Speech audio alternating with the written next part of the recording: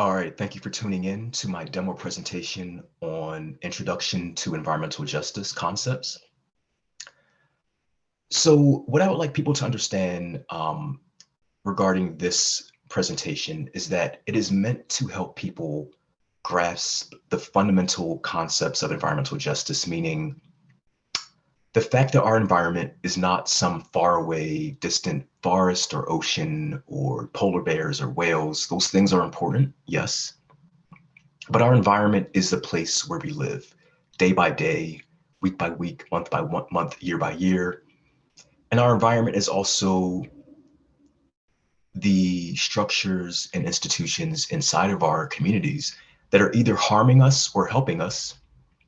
For example, if you live near a busy highway or a busy truck depot, you're exposed to different risk and different harms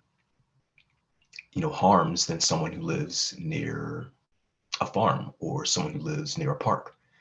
So getting started here, in Philadelphia, we used to have a refinery that thankfully has been shut down. But it attracted so much attention even before it exploded a few years ago, and it could have killed, tens of thousands of people. Thankfully, that didn't happen. But the New York Times ran an article talking about pollution and its effects on Black Americans. And they were speaking in this article specifically about the Grays Ferry section of Philadelphia, where there was a huge refinery that was polluting and killing people in that neighborhood for decades. And, here in Philadelphia, I want to mention the population is about 45% Black. So it's easy for us to see how environmental justice issues manifest in a city that has such stark racial and also class divisions.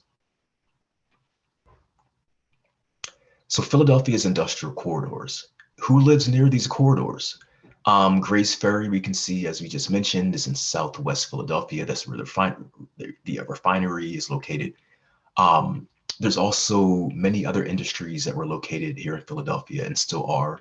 Philadelphia was known as a major industrial center for many, many years. Many of those factories have picked up and moved overseas, but the pollution that they generated is in many ways still there in the soil. And the structure of our city is still arranged around this industrial activity. There are also many highways, shopping centers, et cetera, where there's a lot of pollution generated. So we have to ask ourselves, who lives near these industrial corridors, right? Live long and prosper unless you happen to live in the wrong zip code. So on the left, we see a map that shows life expectancy by census tract here in Philadelphia, with the lower end being around 64 years and the higher end being nearly 88 years. For those who live in polluted, toxic, and blighted neighborhoods, the life expectancy is much lower. So that's where you see these dark blues. And if you're not familiar with Philadelphia, these dark blue areas are mostly places where Black and brown people live. And that correlates to the map on the right-hand side, which is a map of redlining. And redlining is something that we're going to get into in more detail in this presentation and in the official presentation. But for now, I'll say that redlining was a practice that marked certain neighborhoods as hazardous and not worth investing in because of the people that live there. And there's a long legacy of redlining contributing to environmental justice harms in the present day. So we can see in the right-hand side where we have these red areas. Those are mostly areas where Black and brown people lived. And also around the turn of the century, neighborhoods where Jewish people and Italians and Irish people lived as well were also marked as less desirable. Of course, that changed over time. But what we really need to understand is that you cannot talk about environmental justice and life expectancy without talking about race and without talking about what the government was doing in collusion with private businesses not that long ago. So here we see a list of zip codes here in Philadelphia. I want us to look at the 19132 zip code in the middle column. You can see 19132 correlates to a life expectancy of around 68 years. Now, if you look on the left-hand column near the top, you see 19106, life expectancy of 88 years. So within the same city, there's a 20-year gap in life expectancy. This is not something that we should accept or think is normal. This is actually very, very disturbing and troubling. The fact that within the same city, only a few miles apart, you have this huge life expectancy. And to put a fine point on it, just look at the map. If you're not familiar with Philadelphia, maybe this is not legible, but this area shaded in red, outlined in red, is the 19132 zip code in North Philadelphia, mostly Black neighborhood, where there used to be a lot of factories and a lot of industrial activity, but that industrial activity has mostly moved away. And what's happening in this neighborhood now is you have a lot of social problems like crime.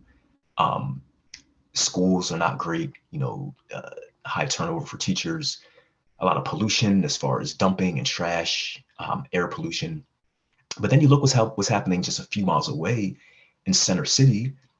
This is one of the oldest neighborhoods in the country. And incidentally, it's also one of the highest income areas of the city as well. This is also a major tourist destination. So, this is a part of the city that gets a lot of attention, a lot of resources. This is where the life expectancy is 20 years higher than in North Philly. And some people may say, oh, well, of course, there are people that have money and so what? But we cannot accept some people just living longer and having a better quality of life just because of where they live. And to put a fine point on it, I want to show us what these two neighborhoods look like. So on the left, you have the 19132 zip code, and on the right, you have the 19106. And if you want to see more about what's happening in some of our Philadelphia neighborhoods, you should definitely follow the Philly Housing Project's Instagram page. And I'm going to conclude this by saying that this is a situation that we should not accept. The fact that people who are born into privilege and born into wealth are able to live and enjoy life and having a nice environment, and those who are unlucky enough to be born into poverty or born into a more working class situation, no one deserves to experience environmental harms and experience crime and experience all of these things simply because of where they were born. Everyone should be able to have um, a fair chance at a good quality of life. And I know that we're just used to accepting certain things, but a part of what I'm doing through this project, through my website, is helping us to understand that systemic change is possible. We do not have to accept these things. These things can be changed if we have the willpower to do so.